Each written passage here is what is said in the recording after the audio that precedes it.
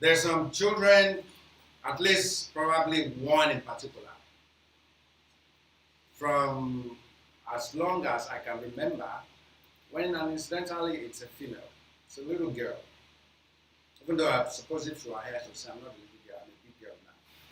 From maybe like about 4 months, 5 months, and up till now, when I enter a room where that little girl is, her eyes will light up and she will excitedly just shout, "Papa, Papa," and she will run to me. And even though it's a girl, she acts like it's a tomboy. And it's because of the rough, kind of, we can say rough play she's used to. Because when she was young, a couple of months, 3 months, 4 months, the mother who used to work in my office will bring her to the office. And having to still go around, go to the bank and go to places to do certain things. And we will leave the baby with her food, Milk Express in a cart or a pram, and go to the bank and things like that. And so it will be in my office as I'm working that I'll be there, sort of like paying, looking after the child. And as she's continued to grow, like 4 months, 5 months, because it's something I'm familiar with. I did something similar with my second daughter when she was 3 months plus, and my wife had to get back to work. And I didn't want to have her resign and stay home for another 2 years like she did for Rotiwa. And so that led to my leaving my work to be on my own, what I've been hoping and planning to do for a while. And I just figured, okay, this is the time for me to start this. And so from when someone was 3 months till about almost 9 months thereabout, I was a nursing father. And I would put her in a baby bag and carry the food. And I would go to clients' places, put her on the floor, opening computers and working. So I got used to being around kids. This little girl as well, being in the office, I would throw her up and play with her and play a lot of rough play with her. And I notice anytime she sees me, she seems to be, it's like she seems to have energy. She's looking for rough play. And now, she's not that young. She's still young, like 6 years now, or 5 thereabout. And I'll have to try and say, no, sit down here. Try and contain that. I've seen scenes where a parent has 2 girls. And they're little girls, 6 years and 4 years. And they're sitting down with mommy and playing and listening, and mommy is working, and then the father enters the room. And the little girls scream, "Dad is here, Dad is here," and they rush to Daddy and they jump on him. And the man carries them and throwing them up, and he's doing them and moving their hand around. Don't break their hand, though, don't break their hand. That's the mommy talking. And the kids were having a very swell time playing with their father. I remember growing up, when all of us are sleeping, my father will walk around the entire compound, check us in our room. He will open the door of the room and look at us. He will come in, if the window is open and there seems to be breeze, he will close the windows. He will go out. I've seen him sometimes when he comes out and I come outside, I see him go outside and check the main gate. Even though he tells us before we sleep, check the gate. If that gate is unlocked, I'm in trouble. My senior brother is in trouble. So we got used to locking the gates before we go to sleep. It doesn't matter how tired we are, we want to lock that gate before we come back to sleep.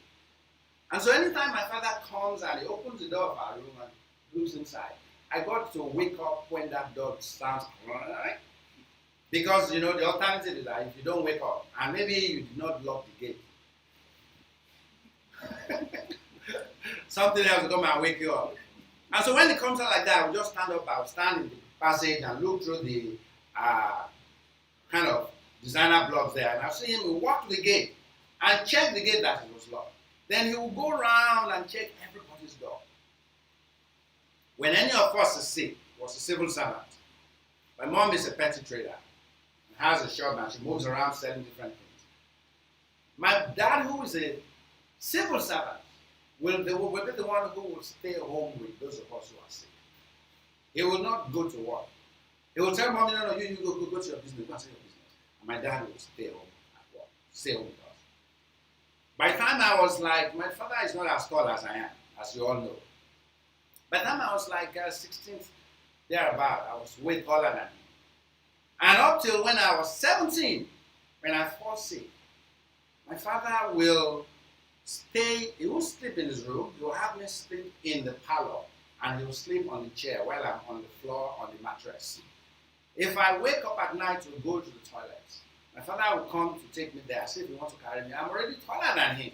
And I feel kind of, what does it mean? I can walk, Daddy, but he will still follow me to that place. And it's very sort of, have you eaten? What do you want? So and so. My father knew I loved to read.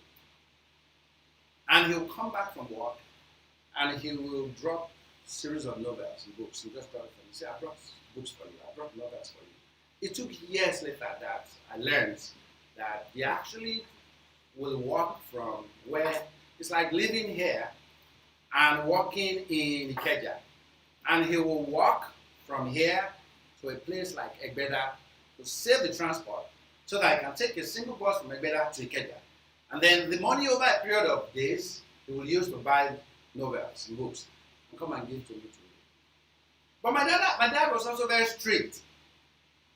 If we are outside growing up, my father is coming from college. It's like the grapevine. You know, the message is passing. Mr. Akinbo is coming. Mr. Akinbo is coming. Mr. Akinbo is coming. Baba Akinbo is coming. And all the children start passing it across. Those in the compound playing, your dad is coming, let's come like this. Everybody, we're running inside. And guess what is happening?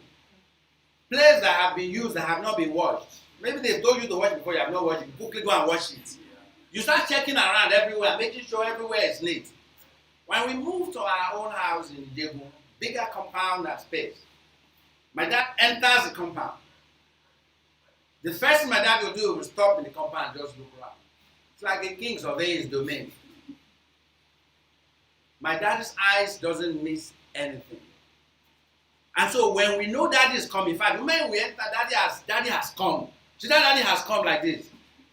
Those who will run to the parlor will run to the parlor and start checking the parlor, because my dad will come in and say, why is this thing not straight? Why is this one not here? Why is this one not here? Why is this one not here? Well, Mrs. Akinbo is here. So that's degree of being aware of our environment, okay? Preparing us for the world, so to say. And also that sense of responsibility were things that my dad taught us. Children look towards their father a lot. Imagine scenes like I described is disappearing, where children may not have a memory of playing with their dads holding them, throwing them up, playing rough and tumble with them. There are many who don't even have that memory. It's disappearing. Or parents or fathers or children who will grow up and they cannot really recollect how their father has prepared them to take responsibility, to be disciplined, to face stresses that life will throw at you. I'll give you more example. I was preparing for my WAEC. I was doing WAEC. A major exam that every student looks forward to before you enter university. Now my job is to wake up in the morning, sweep the compound, prepare food for everyone, family of 6 sisters, 2 other junior brothers and senior brother. So make sure we prepare food that we will eat in the morning before everybody goes to school, and then put some in the cooler. And so, unfortunately, I read a little bit late, and so I woke up too late. And I quickly prepared the food, and I didn't sweep the compound. And my mom was like, don't worry, just dress up. Quickly, you need to quickly leave for your exam. As I was preparing to leave for my exam, my daddy came out. Said, Papa there, come here. That's what he calls me. Why didn't you sweep this compound? My mom responded, oh, he woke up late. He has already prepared the food, so I told him not to worry, that he should quickly, because, he has paper today. My friend, stay there and sweep that compound. You're not going anywhere. When you have a job to do, you make sure you don't sleep too late. You don't wake up too late. Your job will not leave. You think if I decide to leave some of my responsibility because I have something important to do, you think people will live up to this time? Where take groups. My mind was, this is WAEC. Hey, okay, no hassle. I was so fuming. I quickly described the whole place finished. As soon as I finished sweeping like this, I hit the road. I was actually late for that exam, but they had not started. Everybody had entered. They had seated, but they had not distributed paper. And the invigilator queried me as to why I came late, and I was almost crying as I was pleading and saying I slept late and blah, blah, blah, things like that. And I come from a far place and so on. So I now entered. I had not sat more than 10 minutes when my father walked up. And then I saw him talking to me, and they looked at me, saw me, and then went back. Later, when I got home, he explained to me that what he had planned was that as I was sleeping, he went in, dressed up, and his plan was to actually drive me to that exam. He said he needed to teach me responsibility. That you don't abandon one responsibility for another. All the anger and annoyance I felt at the delay evaporated. Now, was that the best way he could have done it? I do not know. Okay? And I don't judge it. But my point was, the way my dad interacted with me shaped a lot of the way I reason, the way I think, and how I cope with life. The problem we have today is that there are not many fathers who are involved with their family. My father was involved. He knew my school. A couple of 2 months or so ago, went to clear his room, and I saw files for every one of all of my junior ones and my senior brother. My dad had a file that has all my report sheets, test paper from primary 1 to primary 6, from class 1 to class 5. The receipt I paid for JAM, the first admission letter I got from JAM to UniJoss, the money he paid for my ticket to enter vehicle to go, my dad had that. The money I paid for my university exams and for my tuition in LASU, my dad had everything. He had a file for them. My junior brother, my sister, my dad even had a file where he wrote down the date of birth, not just of all of us, of his friends. Yashukura delivered a baby boy today at 12:15 p.m. according to the father. He had it written down. He was that meticulous. When I was taking snapshots of my junior sister's school fees, their report sheets and school distance from primary school and so for some of them, were like, wow, but when we send them, they were all impressed. How many of us fathers today have the report sheets or the records of the details of our children's school fees or their report sheets of just 3 years ago? 4 years ago, how many of you have them somewhere? How many of you have a file for your kids? Many people do that. Fathers are going. I read an article some years ago. The population of women to men is now so high. And the feminine movement is also growing. Where a lot of ladies are feeling we don't need any man. Okay? What a man can do, a woman can do better as well. So a woman doesn't really need a man. And therefore, the role of fathers and the importance of fathers are being eroded and taken away from our society. And that's why I titled this sermon, Where Have All the Fathers Gone? Where have all the fathers gone? Because of our culture, modern culture, exposure too soon, and trivialization of things that are valued in the past. We now have quite a lot of single mothers. We have divorces at a very high rate. It is such now that in Nigeria, you may see 10 couples. Go to the registry and look at 10 names randomly who married. 4 years down the line, 5 years down the line, you may realize about half of them are already divorced. I have known in the last 5 years more separated and divorced husband and wife than I have known in the last 45 years. Because marriages are breaking up faster. And ladies are Getting to a level where there are some who, as much as ladies want to marry, there are many who are getting to the level where I don't want to get married, I just want to have children for a guy. Again, is the times. Men are either becoming too irresponsible or they are becoming too aggressive. Too irresponsible or too aggressive. And so the fathers are becoming very scarce.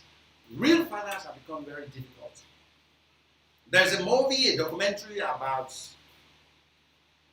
on this same topic. Where have all the fathers gone? In 2015, it was a movie done in 2015. And it was exploring what is happening to black Americans in the US, the contribution of slavery, and why a large percentage of black men are ending up in prison, in drugs, in gangs, and stuff like that. And the role of fathers in the house, and how it's helping or not helping that situation of children, in crime, in jail, in gangs and in drugs and stuff like that. And it's important. Last week Sunday was the world celebrated Father's Day, and I watched a clip that I shared. And there was a man who went on the street to say, wants to talk to fathers and ask them questions about their children. In one of the videos, the father was with his son, who was a little taller than him. So are you and your son very close? Yeah, we're very close. We're very close. Are you guys very close? Yeah, very involved. Okay, and then they asked him the first question. What is your son's birthday? I really don't know. The man doesn't know his son's birthday. There was one who tried. I think it's March. I think it's March, maybe March the 30th. Then they asked the son. Say nope, September 1st. 6 months difference. 2 minutes later they asked that same man that we asked this from you 2 minutes ago, and he told you, okay, now when is your son's birthday? Okay, I can't remember. This man was thinking. I think it's September, and the son had to actually tell him first. September 1st. He actually forgot. There was a man who was with his daughter, and they asked him, are you and your daughter very close? He said, yeah, we're very close. We're very involved. He said, what grade is your daughter? The man said, 3rd grade. The daughter like this. Who's your daughter's best friend? He doesn't know. What's the name of the school your daughter goes to? And the man gave different names. Said nope. The daughter said nope. He doesn't know the name of the daughter's school. There was another man who had 3 or 4 children with him, and they were asking him the birthdays of the children. He doesn't know. What is the name of their school? He doesn't know. What is the name of their best friend? He doesn't know. And then the mother came. And then they asked the mother, how old are your daughters? Oh, this one is born, kindergarten, this 19 so and so. This one was born, she just rattled them out. 1, 2, 3, she just mentioned all their birthday. What's the name of their dentist? She mentioned it. What's the name of their class teacher? She mentioned it. I have been to a house where we wanted to do a naming for a child. And the older son was there, maybe about 2 years or 3 years. And there was a baby that were there to rejoice the family, christening. And then the older boy wanted to poo, and I think he messed himself. And he needed to be cleaned up. And the mother was with the young infants. I don't know whether feeding or doing something. And they called the father and said, come on, this boy has messed himself. You need to go and clean him up. And the boy said, hey, Yarabaja, Mama, so and so, please come and take your son. Your son has so and so. And the man could not take the 3-year-old to go and clean him up. I was calling the mother who was attending to the infants to come and take care of him. I have been in friends' home where the mother is busy taking care of this baby, and the 2-year-old is also needing attention and doing something. And the father is still saying, hey, will you look with there? This boy needs something. Go, come on, this and so. And there are fathers who are like that. They feel that as long as I'm paying the house rent, I'm providing money for the food, my job is done. Anything that has to do with the children, that doesn't concern me. PTA meetings, open days. I have to go to work. Even if the mother is working, it's the mother who has to go. There are many fathers who don't feel I need to go. They don't even know where their children attend school. They've never been to the children's school. They're paying the school fees, they're surprising, that's about it. No, that's not how to be a father. So fathers are disappearing. On that Father's Day, the videos showed different parents, fathers that were asking questions about their parents, their children. And they didn't know them. And they were saying, then you can't get the world's best dad. And that they need to be not just fathers, but involved parents. If a child is left with a father, how many fathers can actually cope for 3 months, for 6 months, with a 2-year-old, with a 1-year-old, or with a 5-year-old alone for 5 months, and take care of that child? Or many fathers will feel that's not my responsibility. You know, where's my mother? Yeah, let me go and dump this child with my mother so my mother can look after. Or the one give to my sister, or my sister can look after. Okay? The fathers are disappearing. And that's not good. The scenario I grew up in, where my father provided a form of discipline, a form of structure for the house, a sense of being loved and cared for and protected by the things he does, despite the fact that he has what I would look at as some of his fault. Maybe he was too hard, maybe he's too strict. That's for me to look at, okay? That structure, that discipline, that sense of preparing you for the world that a father sometimes, that I enjoy my fathers. Many people are beginning to lose that, and it's disappearing. According to a social historian called David Blankenhorn, he said that fatherlessness is the most harmful demographic trend of this generation. When he said fatherlessness, he's not talking only of hardworking single mothers raising children. That's not just it. Because there are many single mothers. There are many parents who are single-handedly females raising up children, not because the fathers died, but because the men were irresponsible, and then eventually they left them alone to raise and look after their kids.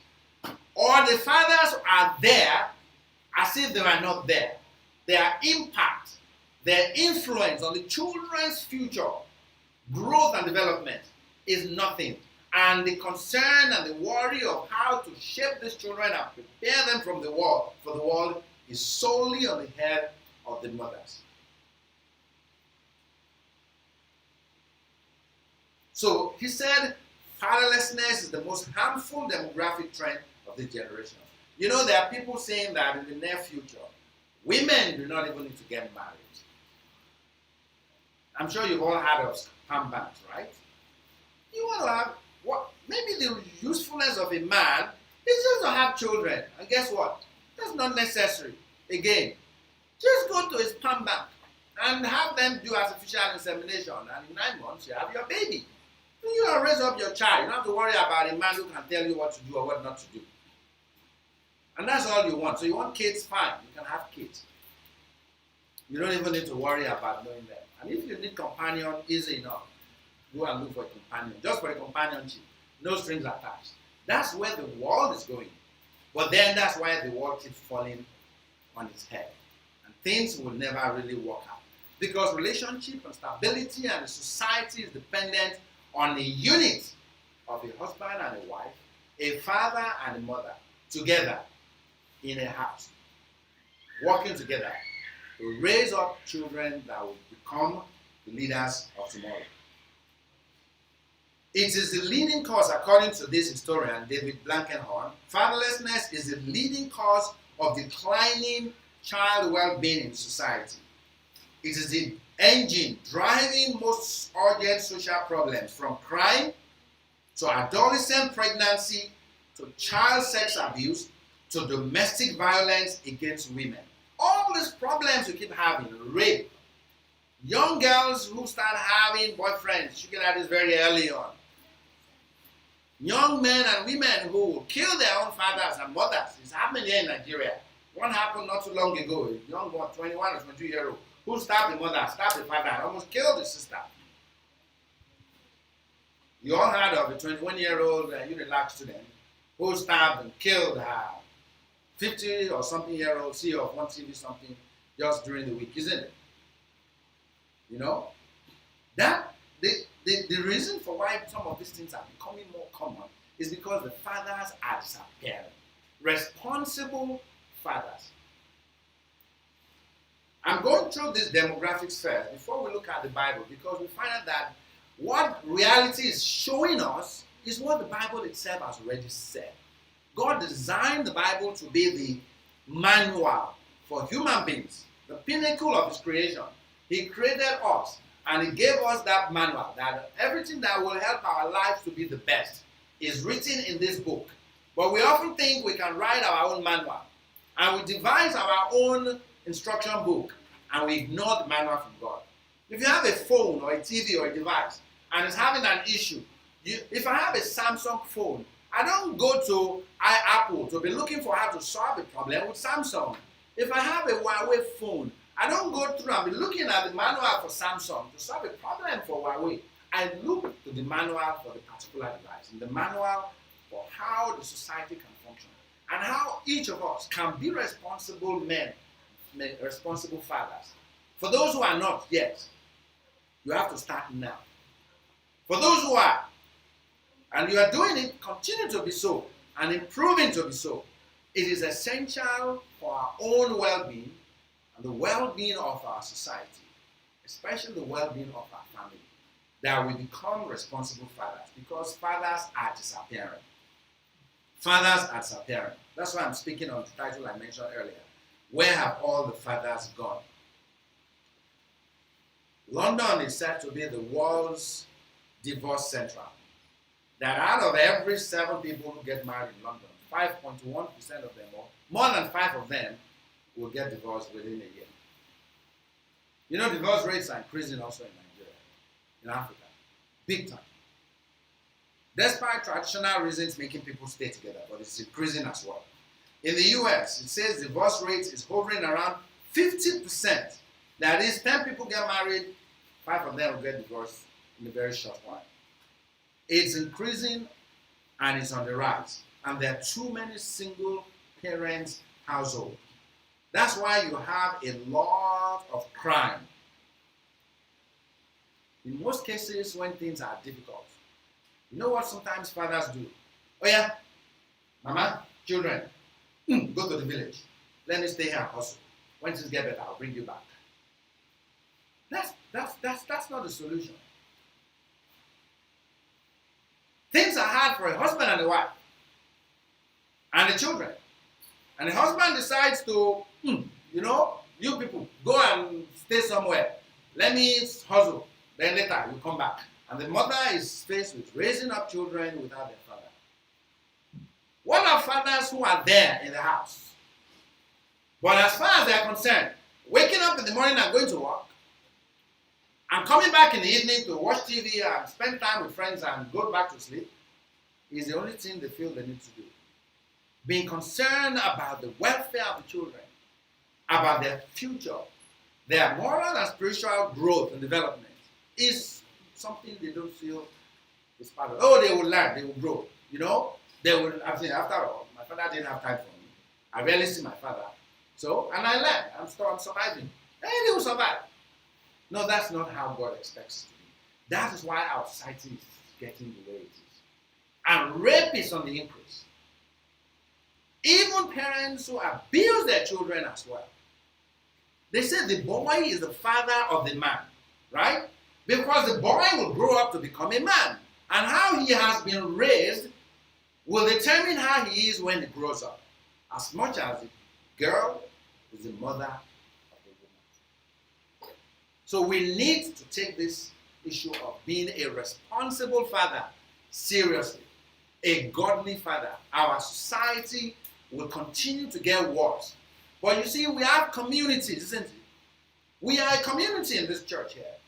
In your own environment, in your own relatives, families, you form communities. You can do something to influence others and influence the community when you yourself, for those who are men, make themselves responsible fathers who are there and involved with their families and train their children to grow up like that and to emulate their example, because they will emulate that which they see. Much more than that which we tell them even. They will follow what they see. A father who is never there,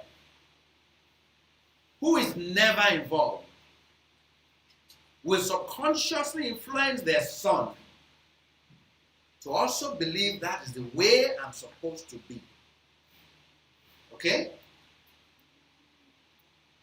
I'm not talking of those fathers who maybe because of job, they are away or for some reason, and they come home. No, when they are there, you know they're there.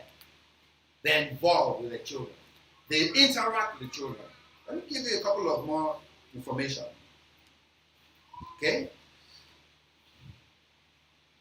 It is said that more children are, as I said, into crime. More children are getting divorced when they become adults. More children are into drugs. More children become rapists. More children become gang members. Simply because their fathers weren't there when they were growing up. So research in society is bringing out all these facts that fathers' role are very important in the upbringing of a child. And the Bible agrees with it. So I'm going to spend the next 30 minutes looking at how the Bible agrees and encourages us to be responsible, involved fathers.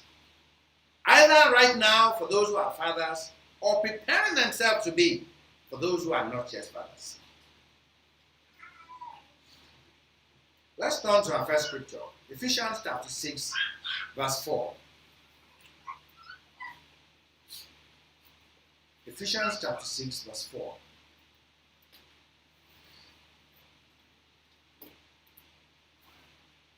I remember my dad is constantly, he likes reading Ephesians to us. When you do something wrong, my dad will call you. Papa dear, come here. So tell me, this thing that you did, is it right? Are you supposed to do this? And I will wholeheartedly, with all my body. Oh, in fact, Daddy, this thing that I did, it is not right. Somebody's not supposed to do it. In fact, it is not right at all. So, why did you not do it when I don't know? I'm so sorry. Daddy, in fact, I'm very sorry I did this kind of thing. In fact, I will not do this thing again. But, I should not have done that too. So, you know that it's not right. But you see when I don't know, I'm so sorry. It is not right to do at all. Okay. Your lashes is 6 lashes. After I've agreed that this was not right, and I've shown you that I'm very sorry, you mean, and my friend will sit you down, so he will talk to you in a very, as if you are just having conversation. So this thing you did, it's not, so you did this, you're supposed to do this, you know you're in trouble already. But he's speaking to you calmly. In fact, sometimes, he will ask you, so have you eaten? Later I got to know, you met your father, my father is saying, have you eaten? You know you are in trouble. And if I have eaten, I will say I have not eaten. No. You tell, okay, go and bring in food. You will make sure you eat that food finish. Then you tell to go and rest. You want to sleep? Go and sleep. I know I'm in trouble. Before I learned that, I used to think, the daddy has forgiven me. I have admitted everything was wrong. And I told him, for where? And then my father will call you. He says, bring your Bible. Then you think, this thing daddy has forgiven me. Come and read verse 1. Children, obey your parents in the Lord, for this is right. Is that not what the Bible says? You should obey your parents. Yes, that is true. Obey your parents. Honor your father and your mother. Which is the first commandment they promise. And we read that and stop at verse 3. And then the next place for him to go and read the place where I said, folly is in the heart of children. But the rod of discipline is one you use to change the way. That's the next place them to go and read. So, this thing you did there, you cannot be doing something like that. Okay, yeah? Come here, lie down. You get that punishment. The day I came across this, Ephesians chapter 6, verse 4, we had to have Bible study. And funny enough, that is area, Dari, you should teach us what we want to read today. I was happy. I said, let's come to Ephesians chapter 6 and read verse 4. And verse 4 of Ephesians 6 says, and you fathers, do not provoke your children to wrath. Don't provoke them to anger, but bring them up in the training and admonition of the Lord.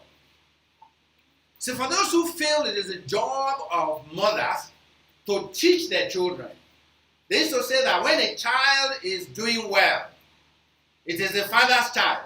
He's my son, he's my daughter, he's my daughter. But when the child is not doing well, do you see what your daughter has done? See what your son has done. It becomes the mother's children.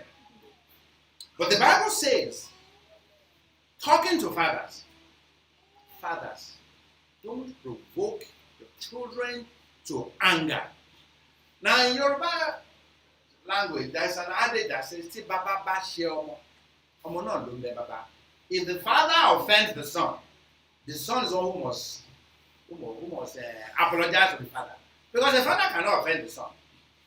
But this place says the father can offend the son. Is that what it is? Don't provoke them. You provoke somebody because you do something to make them angry. Is it not? You should know, as I started reading this place, I will not forget it till today.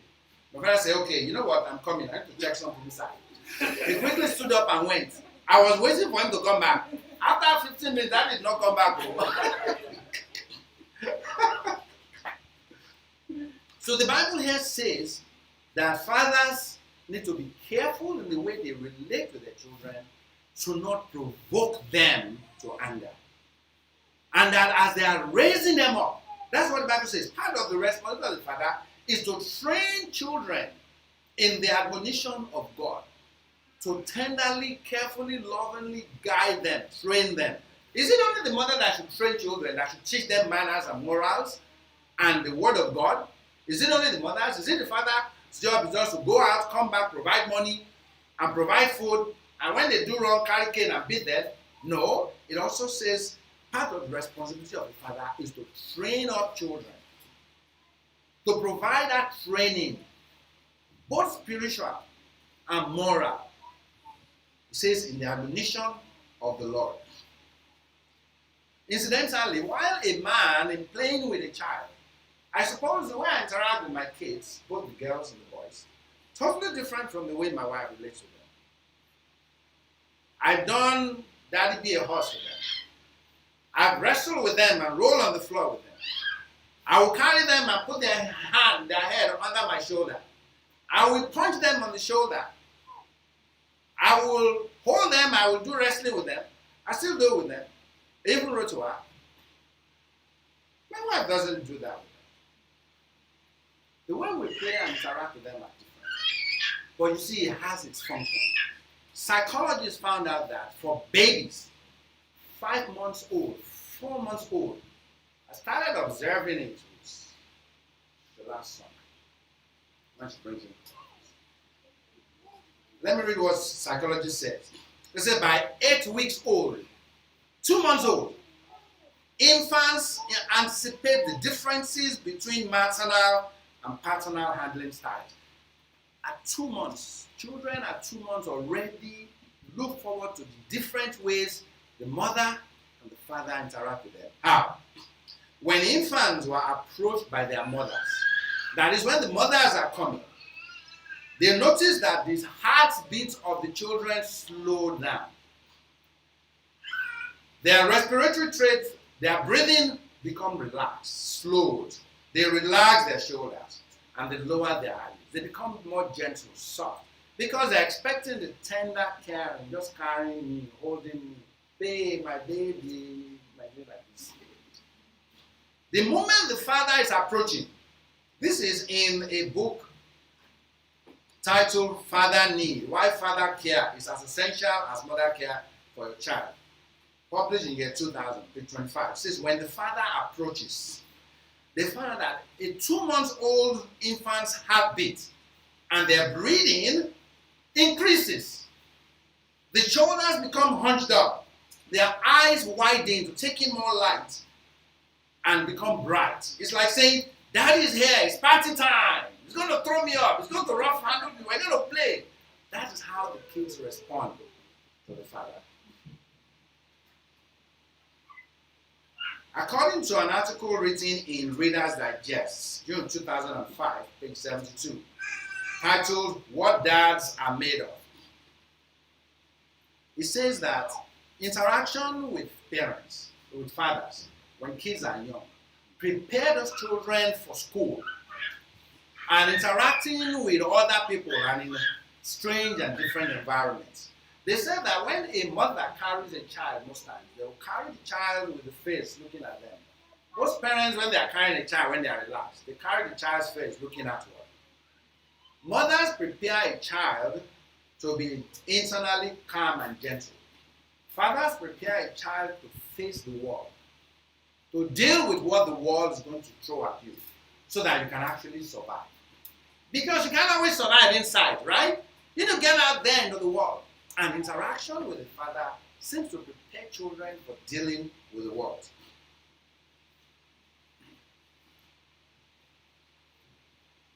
Some of my most memorable times. Who took me out into the forests when we got to Jegu, open spaces? Who took me out and got me to love adventure and traveling? That was my dad. Who exposed my head to the world that's out there through books? And that was my dad. Who prepared me to anticipate that the world is dangerous. And you need to understand and appreciate that it is dangerous and prepare to be able to protect yourself. That was my dad. Who taught me to learn to not run from a fight? Don't look for a fight. Or don't run from a fight. Otherwise, they will continue to bully you. You see, when a mother hears that somebody beat my child in school, the mother is going there to go and fight that child. Where is that child that beat my father? Guess what the father will do? The person beats you, let me teach you how you can defend yourself. Because I will not always be there. I will not always be there. The mothers want to always protect. Fathers want to protect too, but they go a step further. They want to also teach you how to protect yourself. So part of the responsibility of a father is to train up a child in the admonition of God and instruction of God in every way possible. In Deuteronomy chapter 6, I'm not turning there, when God was talking about you shall teach your children these words that I'm teaching you. Was it talking only to the mother or to both parents? When you go out, when you lie down, is it not? When you come home, when you rise up, it's talking to both parents. It is not just the mother's job to teach children manners. Say good morning. Say good afternoon. Don't do like this to people. Respect people's properties. Don't do this and don't do this. It is not just parents, the mother's job. A father's job is also to train a child. And God said that is for fathers. He included it as part of their responsibility. And part of it, because sometimes fathers can be very strict. We can be very hard, so to say. I try to exceed the minimum. When they say 3 strikes and you are out, I like to give my kids lots of warning. Tomiwa, if you do this again, I'm going to deal with you. If you do this next time, I'll deal with you. Guess what? They'll do it again next time. And I'll still wonder. Sometimes I'll see them that, it's more than 6 times I've told you, don't do this again. Is it because I'm afraid? You think I'm afraid of you? You think because I can't knock your head?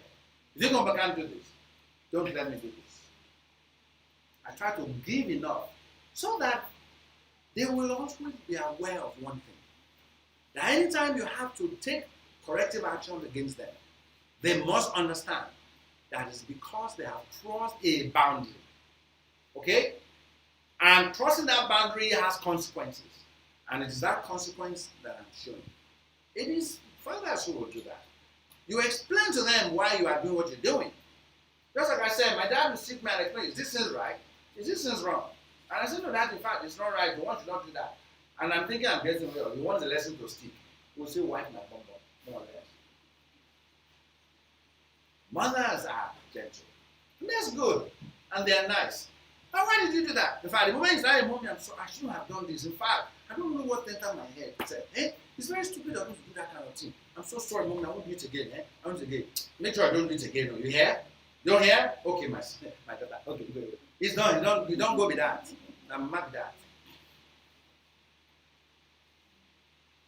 But because while doing good, I'm trying to help someone, they develop hatred and anger. And they react in such a way that they feel you are the one that's caused them to react in such a way. Then what is the reason for the good? What is the reason for the good? It's worse if we have a wife who does not understand how to explain. I was watching a cartoon yesterday, Batman. The new Batman, Long Halloween night. And his Inspector Gordon is a police officer. He's the chief of police. And all the police in Gotham City depend on him. And he was planning an activity with his family, Barbara and James, little kids. And they were all looking forward to it, and then the phone rang. And everybody stopped. And they had just like this. Look at the father. The father looked at him and said, hey, don't worry. Maybe it's a prank call. Maybe it's just by mistake. And I said, pick the call. Okay? All right? Oh, when? All right, I'm on my way. I'm ready. And guess what a good mother did? The mother turned to the kids. Said, look, guys, the father is now the captain of the police department. All the police in the city depend on him. And so he has an important job to do. Okay? And the little girl, Barbara, looked at him and said, well, Mommy, I also depend on him. I also depend on my dad. I do also depend on him. And child walked away. Not happy.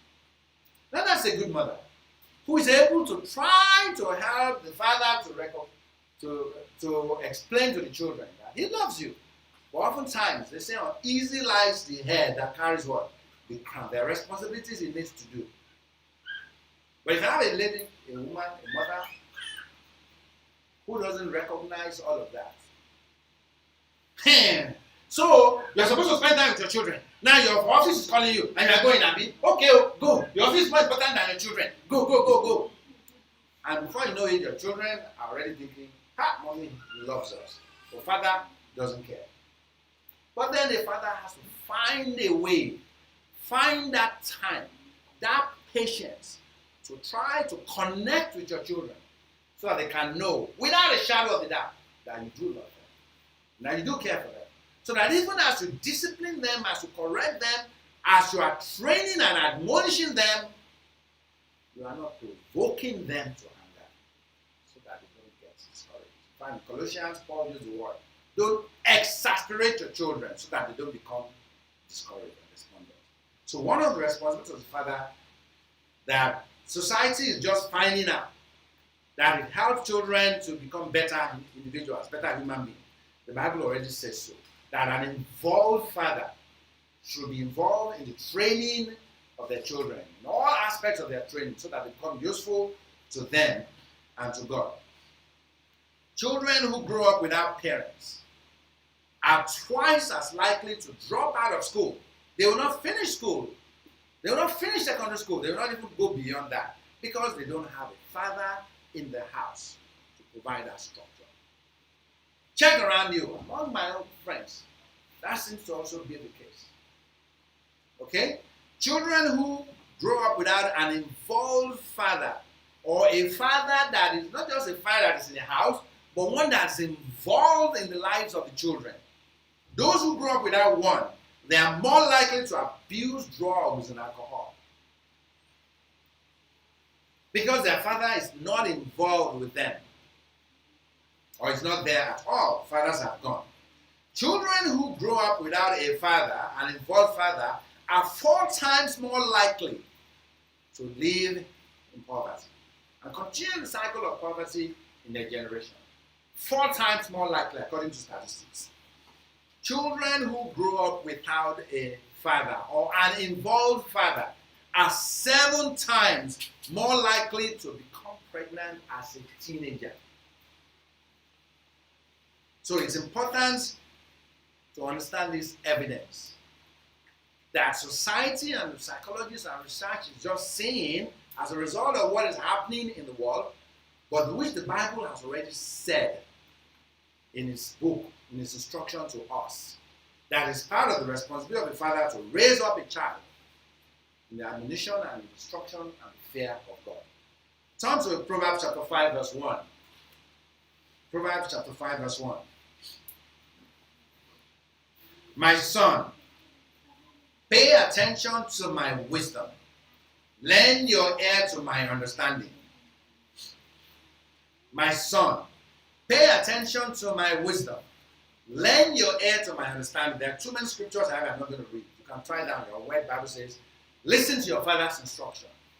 Listen to your father's command. Listen to your father's teachings, okay? Of course, you also see why it says listen to your mother's instruction as well. But we're talking about disappearing fathers. I'm focusing on the ones for mothers. Mothers will normally give care and comfort. Okay? Like I said, they will try to provide the nurturing, okay, and the caring, to protect. Sometimes mothers indulge children because they just love them. And they've been with them from when they were born, carried them for 9 months, and they continue to feed them, take care of them, and there's that strong attachment. Doesn't mean the men don't have that same strong attachment. Okay? The involvement of a father is even important to allow a child to separate a little from that strong maternal bond to the point where the child begins to form individual choices and decisions that will protect them in the real world. Okay? It is fathers who are the ones. I used to joke. Let me ask this. I'll just say this joke. One time I was doing exercise, and I don't know whether she saw the video, I took the video or whatever. One of my daughters took it. So she was showing her friends that I was doing exercise and I was showing videos. She now said when her friends saw it, all of them said, they're not going to come to your house. Now, I wasn't the only one. My wife too was doing exercise. Why did they say it's the father that they will not come to their house? They will not come to his house, to your house. So. A classmate of mine one time was sick. Why class 5? I was class captain. And she was the assistant class captain. After a week, not coming to the school, my class teacher said we should go and find out this person. Why is this person sick? The house is not far. The school is Alimosho there. Mashalashi, the house is at Tegbeda. So, two of my friends and myself decided to go and visit. We got to the house. We didn't even know. The father was a military person. Long and short. Till I finished, even university, when I finished university, I didn't visit any girl's house again. That was the first time I took my first koboko. And I did frog jump. My knees almost gave up. We just came to visit to find. It's not only even me that came. We didn't sneak in through the back door. We knocked the door. They opened the door. Father said, so you came to look for my daughter. Which one of you is her boyfriend? We just sat. We are classmates. So I'm the class captain, and she is the assistant class. So you mean you are the boyfriend? No, sir, I'm not. Though. How many mothers will be that strict concerning protecting their daughters? How many mothers? I think it's mostly fathers who will do that. If I see Rotiwa visiting some friends, Rotiwa wants to go and visit somebody, I probably won't be that much concerned. Like, Tomba say I'm going to visit some friends. Is it not so?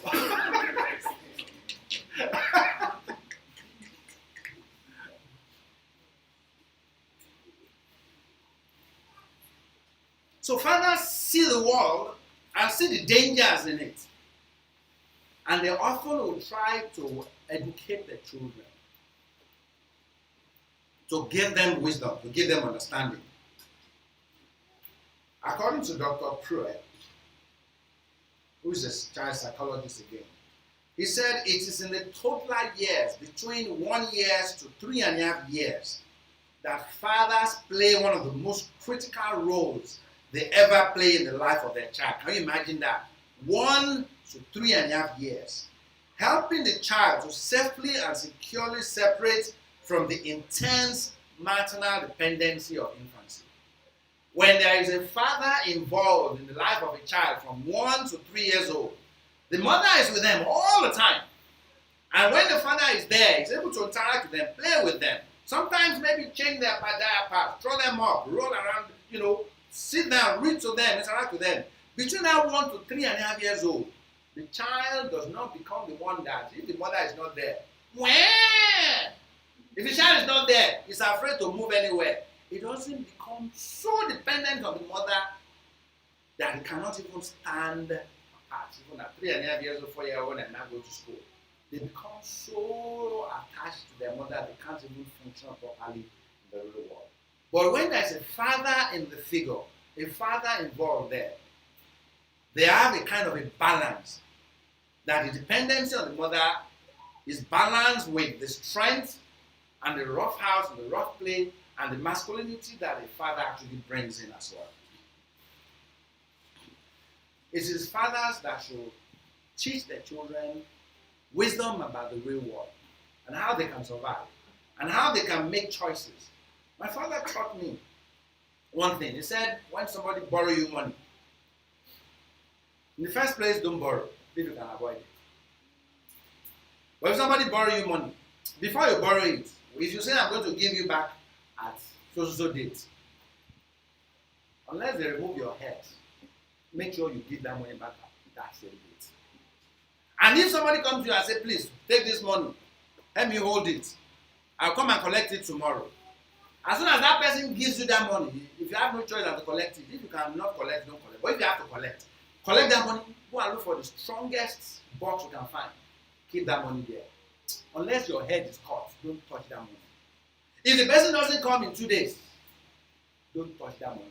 If it doesn't come in 4 days, don't touch that money. If it doesn't come in 1 year, don't touch that money. If you say this guy has not come in 1 year, and there's this business I want to do, or I have this emergency, and so, that is not your money. Put your eyes away from there. You don't have it. So plan everything you want to do without that money. It's not your money. Don't even think it. Say the moment you touch that money, that this man has not come for the past 6 months.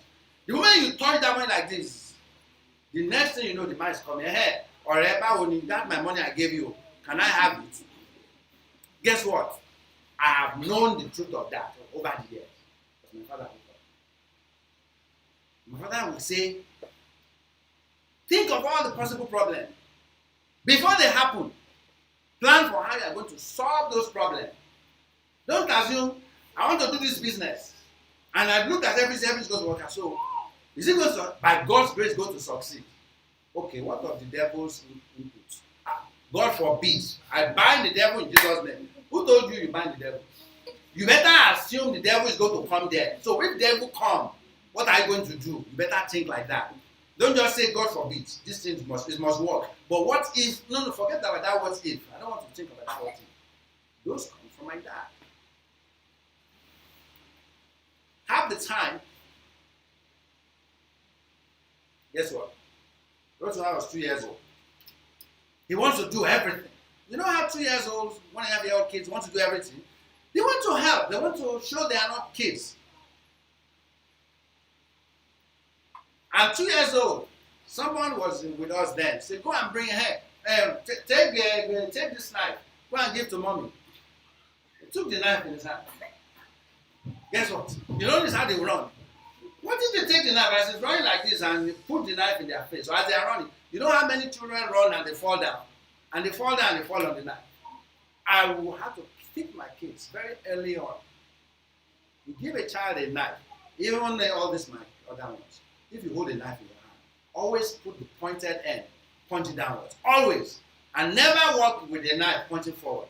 You know how many people who will have a knife in their hand and they're quickly coming out of the kitchen, and as they're coming, the knife is there, it's pointing out that they're coming somebody. It's only fathers who would think of something like that before they happen.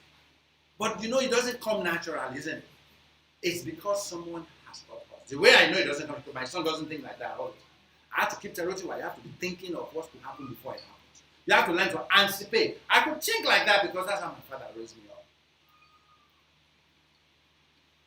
My father enters your room and he calls you, Dare, Papa dear. He won't shout. You don't wake up. He won't call you a second time.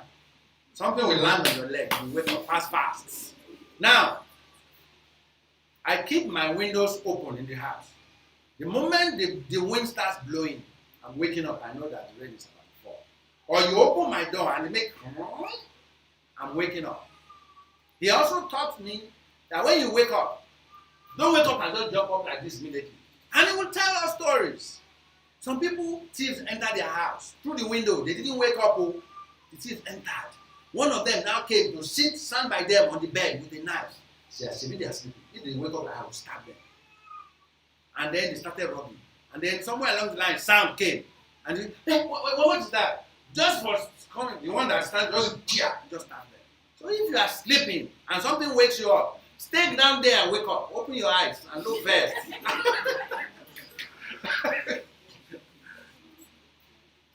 So fathers have a responsibility to give instruction to their children, to help them to understand the world around them. They need to help them. They have a strong role to understand the environment, and they need to be involved and be a part of their upbringing. Malachi chapter 2 verse 15.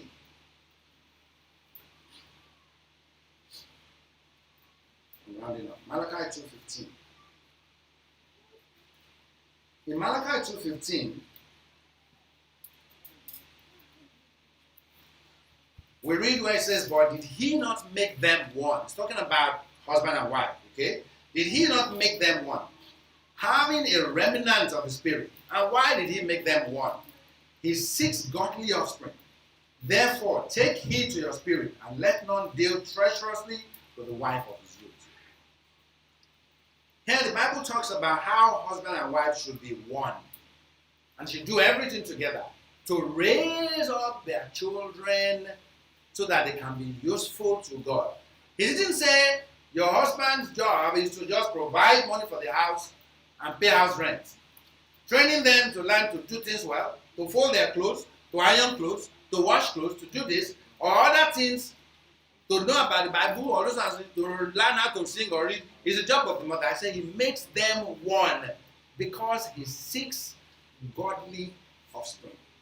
So a husband and a wife must both work together to provide or to produce and give to society and to the world, to God, a godly offspring. It is the responsibility of both. So who calls it? Who calls the children? Say, come, let us pray. Come, let's do Bible study. Generally, when it comes to things of business, women are more involved in that. Oh, they like business. They want to do this. But when it comes to Bible study and reading and growing, sometimes they're not. But oftentimes you find in our culture, go to the churches, there are more women in churches than there are men. Because the men are busy thinking their job is to go and make money. It's hard out there. And they don't have time for things of God. And the mother who's the one who will see the children, come, let us pray. Come, let us study the Bible. It's not only the job of the mother to do that. A father has a responsibility to work with the mother, that both of them together can raise up a child that will be a godly offspring before God. It's both of them. That's why God gave husband and wife to be together, because he wants godly offspring. That's what the scripture says. Fathers can be strict, yes, but they also provide structure. Guess what? You know the function of the bones in our body? It is because we have bones that we can stand, is it not? If you see someone today who will carry this hand like this, and then turn the hand, and the hand will go like that, would you do, ew? Or someone can carry their leg, and they'll carry the leg, will go over their head, and they'll bring it to the back. You say, I said they have no, ew, you do like that. Or they'll turn their head and they'll turn the head and almost turn to, yeah, what is this? It is the bones in our body that give us structure. It's the one that allows us to be able to stand. When the bones begin to be weak as we grow older and arthritis starts setting in, or osteoporosis, bone loss density, when they are losing calcium as women grow older and they are losing bone density and the bones become weak. How easy is that for us? It becomes difficult for us to do a lot of the things we do. If you jump from the top of this house and you land on the floor, don't you bruise your knees and your ankle? When you run and you put your ankle between something and you twist it and you break the bones, how painful it is, very painful. Can you do anything with that thing? You cannot. The way this bone provides the skeletal structure of the bone provides stability where our organs are hung and protected. The soft parts of our bodies, like the heart, the lungs, okay? They are protected by this ribcage inside these bones because they are delicate. Our brain, the most important part of us, is protected inside this thick skull, this head. It's because of its value. That's the value that men play in the life of children. The more valued you have on your children, the more a man should be involved in their lives to protect them, to nurture them, to teach them, to be a part of their life, to know what they watch, to understand what they are doing, to understand their world, so that when they are in that world and they come across something, you can be able to look at it from their perspective and understand and give them insight in the way they will grab. Be involved in your children's life. Interact with the children around you. They say it takes a village to raise a child. Therefore, every child is supposed to be our child, isn't it? For all those who are men, who will be fathers? And for those who are men who are fathers, be involved in the life of each and every one of the children around you, even if they are not yours. Be involved in the life of your own child. Try to understand their world. Try to interact with them. Be interested in things they are interested in. Know the world in which they are going and the dangers that are there so that you can help them to navigate it. You can provide the strictness, the discipline that will give them the value for life, the value for others, the respect for women that they will have. So that when they grow up, they will not become rapists. They will not become fathers who will molest their daughters. They will not become husbands who will abuse their wives. They will not become men who will see women as useless, as of no value, and will undermine them and see them as nothing but good for raising children and taking care of the house. But you see them as co-heirs of God. As people God has given them to be one so that they can together raise godly offspring. Be involved in your children's life to the point where you walk with your wife to train them in the fear and instruction and admonition of God. And as you discipline and interact with your children, do it with wisdom, with tenderness, with patience, and care. A friend of mine posted something on her status yesterday, a doctor. And she said, what is it with men that they are always trying to teach their children mathematics, but they don't have the patience to teach them? And I just laughed and I said, maybe he's still there teaching them. What of those who cannot even sit down and say they want to teach anything? You are going to meet your mother. They don't have time to teach children with anything. At least subjects that they know they can teach. But the thing is, women could be a little bit impatient, isn't it? My mom used to say the reason that she didn't learn how to drive is that daddy cannot teach her. Because the first time I tried to teach her how to drive, kí ló ṣe ó yẹ kú ni, come and stand down there, kí ló ṣe kó sọ rẹ̀, ó yẹ mùtàkì yẹn mẹ́yẹ, kí. The next time when they told me, said, I'm not doing it again. I beg, I don't drive again. And patience doesn't come easy to me. It doesn't come easy to me. Okay? And here we need to have that patience.